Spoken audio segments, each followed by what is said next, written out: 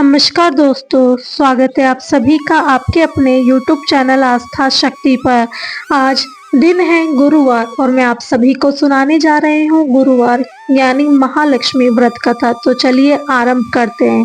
इससे पहले अगर आपने हमारे चैनल को सब्सक्राइब नहीं किया है तो आप हमारे चैनल को सब्सक्राइब कर लीजिए और शेयर कीजिएगा। तो चलिए आरंभ करते हैं। यह कहानी भारतवर्ष के सौराष्ट्र क्षेत्र में द्वापर युग की यह कहानी है। सौराष्ट्र में उस समय भद्रश्रवा नाम के एक राजा थे। वे बड़े ही पराक्रमी राजा थे। उन्हें 4 वेद, 6 शास्त्र और 18 पुराणों का ज्ञान था। उनकी रानी का नाम सूरज चंद्रिका था। रानी देखने में बेहद सुंदर और सुलक्षणा थी और पतिव्रता भी थी। उन दोनों को 7 पुत्र और उसके बाद एक कन्या का वरदान मिला। कन्या का नाम शामबाला रखा गया। एक बार महालक्ष्मी जी के मन में आया कि वह जाकर उस राजा के राजप्रसाद में रहे। इससे राजा को 2 गुना धन दौलत की प्राप्ति होगी और वह इस धन दौलत से अपनी प्रजा को और भी सुख दे पाएगा।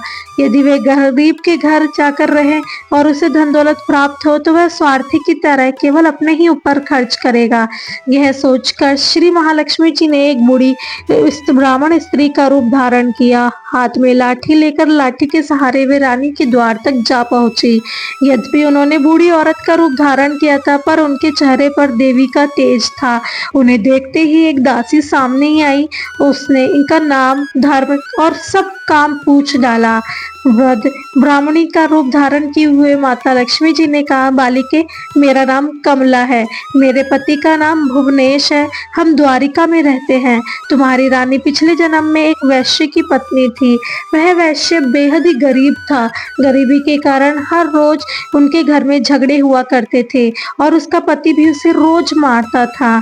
इन बातों से तंग आकर एक दिन वह घर छोड़कर चली गई और वन जंगलों में खाली पेट भटकने लगी। उसकी इस दुर्दशा पर मुझे दया आ गई और तब मैंने उसे सुख संपत्ति देने वाली श्री महालक्ष्मी जी की व्रत की कथा सुनाई। मेरे कहने पर उसने श्री महालक्ष्मी जी का व्रत किया और श्री महालक्ष्मी जी को प्रसन्नता हुई और उसकी गरीबी दूर हो गई। उसका घर संसार दौलत संपत्ति से भर गया। उसके बाद वह दोनों पति पत्नी परलोक सिधारे। लक्ष्मी व्रत करने के कारण वे लक्ष्मी लोक में रहे। उन्होंने जितने साल महालक्ष्मी का व्रत किया उतने हजारों साल उन्हें सुख भोग मिला। इस जन्म में उसका जन्म राजघराने में हुआ परंतु वह श्री महालक्ष्मी जी का व्रत करना भूल गई है और मैं उसे यही याद दिलाने आई हूँ। बूढ़ी ब्राह्मणी की बात सुनकर दासी ने उन्हें प्रणाम किया और फिर श्री महालक्ष्मी जी का व्रत किस तरह किया जाए इस विषय में पूछा। तब वृद्धा रूपधारी महालक्ष्मी जी ने दासी को पूरी पूजा विधि बताई और महिमा बताई। इसके बाद वह दासी माता को प्रणाम करके रानी के महल के अंदर ले गई। आज वैभव में रहते हुए रानी को अपने ऐश्वर्य पर बड़ा ही घमंड हुआ था।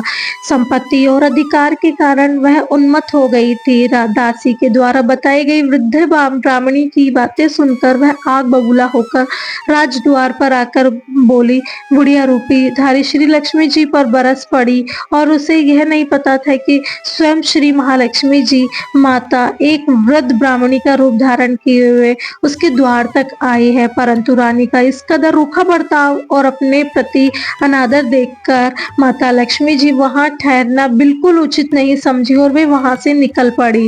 राह में उन्हें राजकुमारी शामबाला मिली।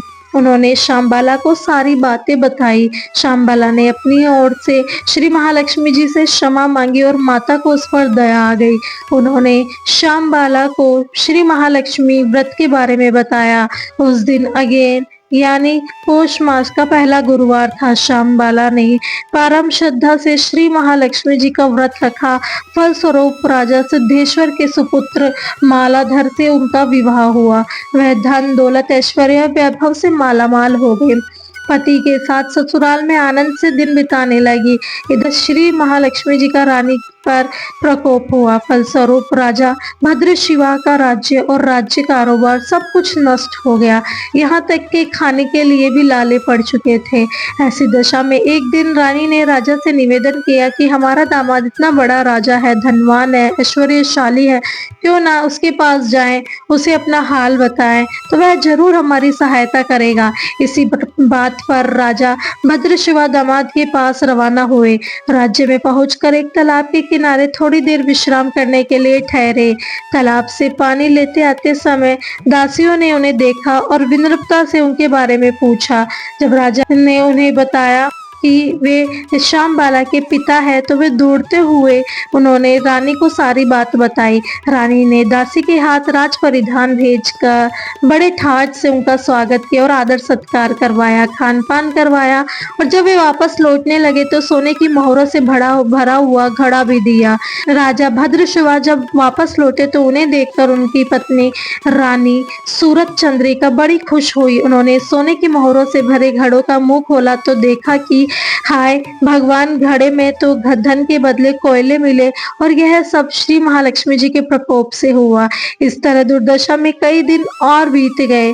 इस बार रानी स्वयं अपनी कन्या के पास गई। वह दिन अगेन मास का अंतिम गुरुवार था। रामबाला ने श्री महालक्ष्मी जी का व्रत किया था, पूजा की और अपनी माता से भी व्रत करवाया। इसके बाद रानी अपने घर आए। श्री महालक्ष्मी जी का व्रत रखने पर फिर से उसने अपना राजपाट, धन दौलत, ऐश्वर्य पाई। कुछ दिनों के बाद राजकन्या श्यामबाला अपने पिता के घर अपने मायके आई। उसे अपने घर पर देखकर अब सूर्य चंद्रिका को पुरानी बातें याद आ गई कि यही कि श्यामबाला ने अपने पिता को घड़ा भरकर कोयला दिया था और उसे तो कुछ भी नहीं दिया गया था। इस कारण श्यामबाला को पिता के घर आने का कोई आदर सत्कार नहीं किया और न ही किसी ने उनका सम्मान किया, बल्कि अनादर ही हुआ। पर उसने इस बात का बिल्कुल भी बुरा नहीं माना और अपने घर लौटते समय उसने पिता के घर से थोड़ा सा नमक ले लिया और अपने ससुराल लौटने पर उसके पति ने जब उससे पूछा कि अपने मायके से क्या लाई हो, तब उसने जवाब दिया कि वहां का सार लाई हूँ। पति ने पूछा, अब भला इसका क्या मतलब हुआ? श्यामबाला ने कहा, आप थोड़ा धीरज रखो, सब पता चल जाएगा। उस दिन श्यामबाला ने सारा भोजन नमक के बिना ही बनाया और फिर परोसा। जब पति ने भोजन किया तो सारा भोजन बिना नमक का था, इसलिए उन्हें स्वाद नहीं लगा।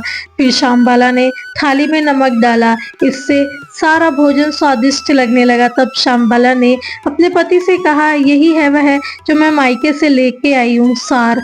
पति को उसकी बातें बहुत अच्छी लगी। फिर वे दोनों हंसी मजाक करते हुए भोजन करने लगे।